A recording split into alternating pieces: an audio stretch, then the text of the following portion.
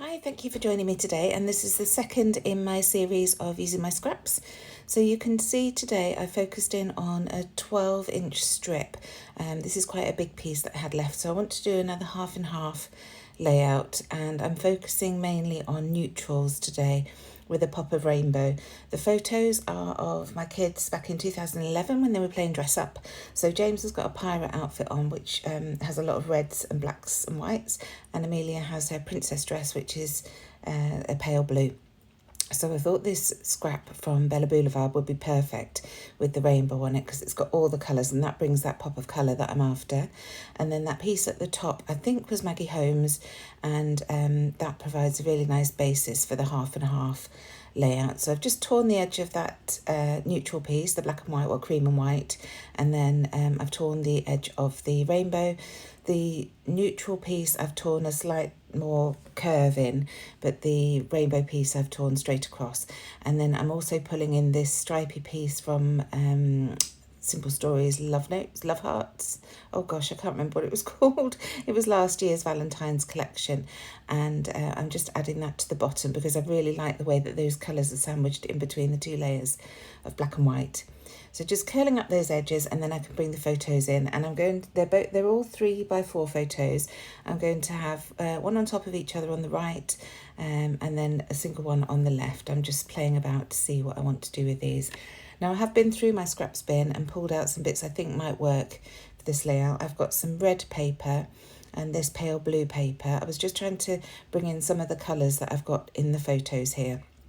So I don't want too big of a strip of photos here. So because the photos are all fairly similar, I'm overlapping these two, and I'm fine with losing the kids' legs on that top photo. I just love this series of photos because they're real characters. And you can see on this blue paper, I'm actually going over a hexagon shape that I punched out. There was enough on the left-hand side to still show as a border for this mat. So having that hexagon shape behind is absolutely fine. You don't notice that there's a cutout once this is done. So just trimming that off, and I have offset them slightly so the bottom photo is slightly more to the right, just to provide a bit of movement across the page because I've got that torn edge on the papers. I wanted these to not be absolutely straight and precise. So this second photo I'm going to mat onto the red, as I say, just to bring those two predominant colours in from the photos. And then I shall layer these all up together. I am going to distress the edges with my edge distresser. And then I've got this gorgeous black and white dot, and well, it's cream again, and I'm going to create a tag to go underneath that left-hand photo, and that just creates the block that I was looking for in the middle of the page. And then I'll soften the edges of that by adding circular elements to the left and right. So just creating a whole reinforcer hole to add to that tag. Tags are so easy to create yourself. Just cut off the two corners in a triangle, and then if you've got this whole reinforced punch, it really makes it look like it's a shop bought tag. So these are great for using your scraps for. So again, just distressing those edges with the edge distresser, and then getting it all layered up. So now I'm coming in with that to do the photos as well. And you'll see I tore the edge at the bottom of that blue strip. Again, that's just to create a bit more movement on the page and to mesh in with those torn edges on the main papers as the background paper. So just being a bit careful with this piece because obviously there's the hexagon cut out of the middle, so I don't want to rip the paper when I'm using my edge distresser there. And then I'm using these Sticks 2 foam pads to adhere this to the page, and just sticking the two lots of photos together first, and then I'll add the foam pads to that second strip of photos before getting it stuck down. So these are the Sticks 225mm foam pads. If you've been watching me for a while, you know I absolutely love these. They come on a huge roll, and a friend said just to cut them up into strips and put them in a box, and they're so easy to use that way. The backing paper has like an overhang, so they're very simple to pull off once you've got them stuck down onto your photos. So that background paper, the black and cream one at the top, makes it easy to get this straight because you've got that grid line going across. So just getting that stuck down, adding some glue underneath the tag so that's down as well. and then I can start embellishing. So first of all, I want to add a few more layers behind the photo. So I just grabbed this tiny strip that was left of that red paper, and that's going to go at the top. And then I'm going to grab a strip of the blue paper and I'm going to put that next to the red. So this is just bringing those colours around the page because I've got the blue block and the red block. I wanted to add a bit of those colours to each other, if that makes sense. So red on the blue and blue on the red. Again, just distressing those edges and then getting that glued down.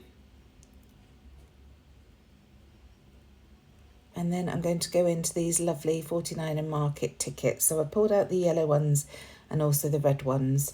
So I'm going to add a couple of yellow tickets at the top here, just ruffling up the edge slightly to create a bit of texture again.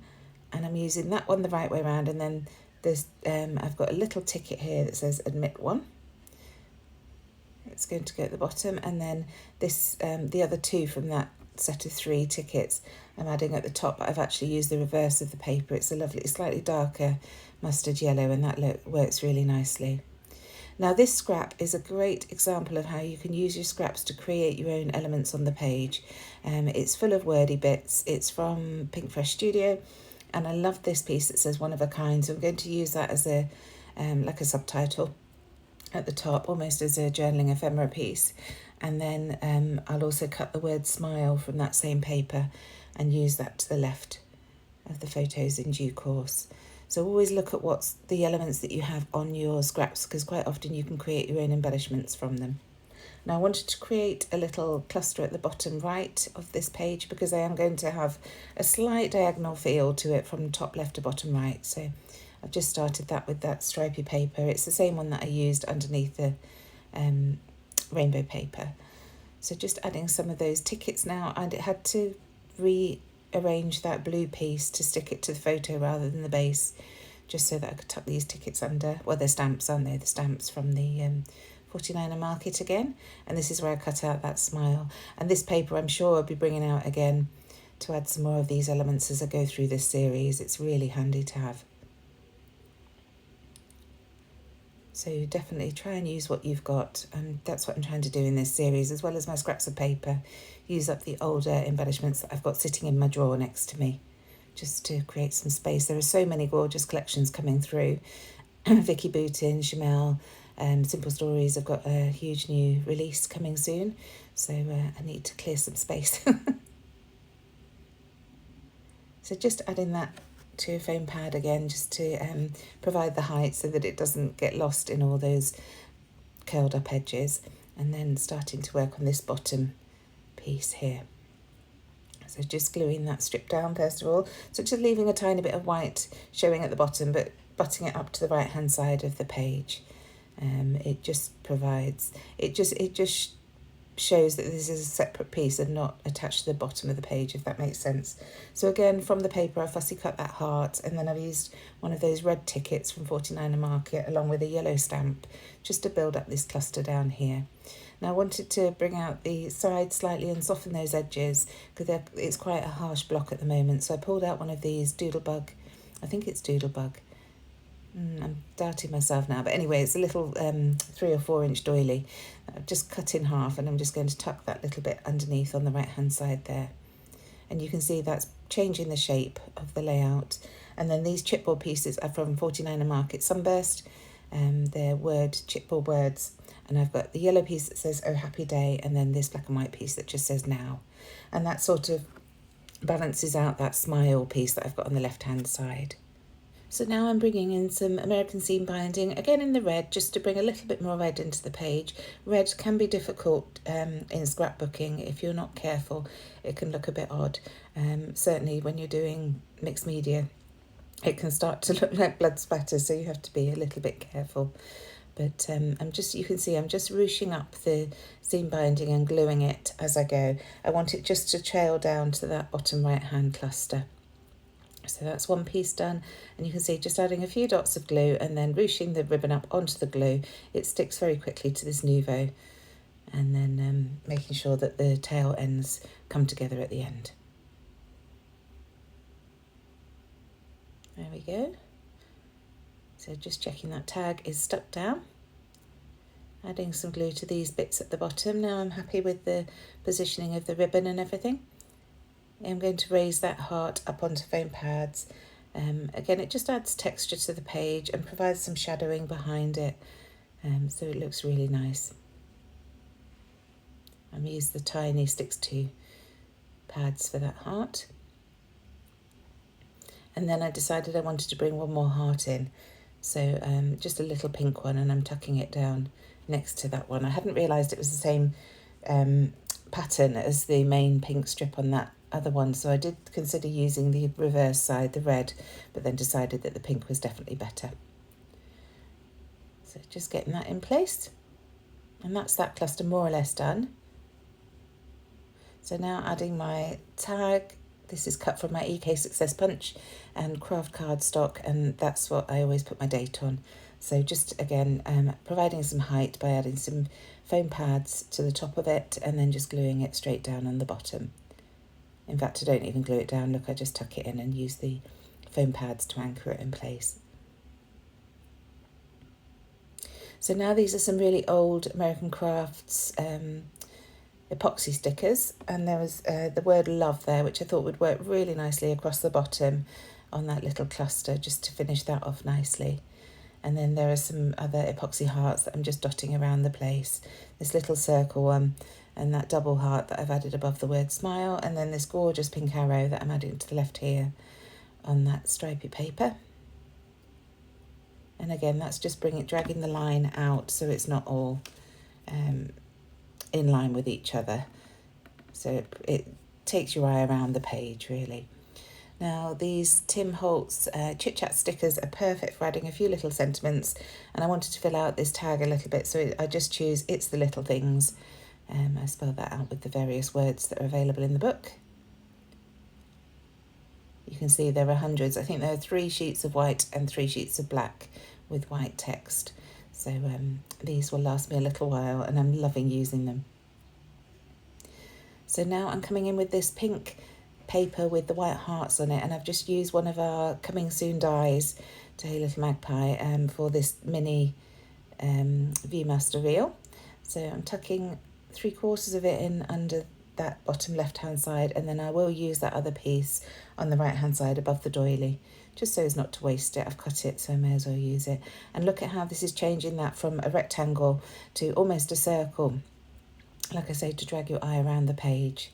So I'm just grabbing a stencil. This is one that we had in our Christmas Advent box at Hey Little Magpie, but you can get these stencils everywhere. And I'm just using a grey pen to draw through some of the chevrons that are on the stencil, just to create a little bit of interest around the page. I just wanted a little bit of mixed media on this bottom white piece so that it wasn't totally blank and just plain white.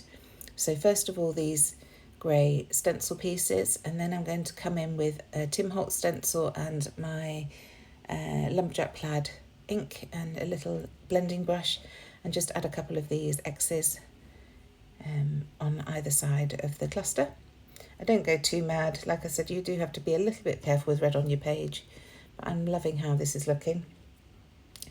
And then I want to bring more. So adding the various layers really helps when you're creating with mixed media. So I've added these crosses, just making sure that I've got enough and that I'm happy with the shape that they're creating.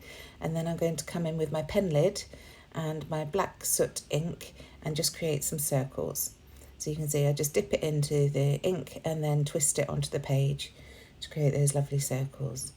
And I'm taking some off the page just so that they're a continuation. So here's that other piece of the Viewmaster reel that I was talking about, just tucking it in the top right hand corner.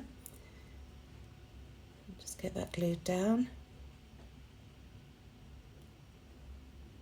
And then I'm going to come in with my date on a scrap of paper. Now my roller date stamp doesn't go back to 2011, so I'm just handwriting that and sticking that to that craft tab at the top.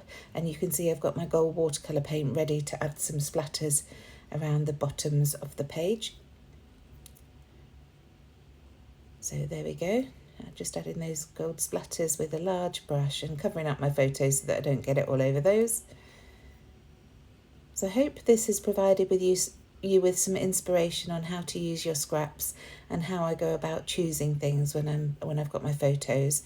Just adding a little ribbon loop at the top there now. And then I do bring in a padded heart to add to that label as well. Just felt it was a little bit blank at the top there. So just gluing that down with my Nuvo glue. And that's it. Thank you so much for joining. Do ask if you have any questions. I hope you're playing along too, and I shall see you very soon. Bye.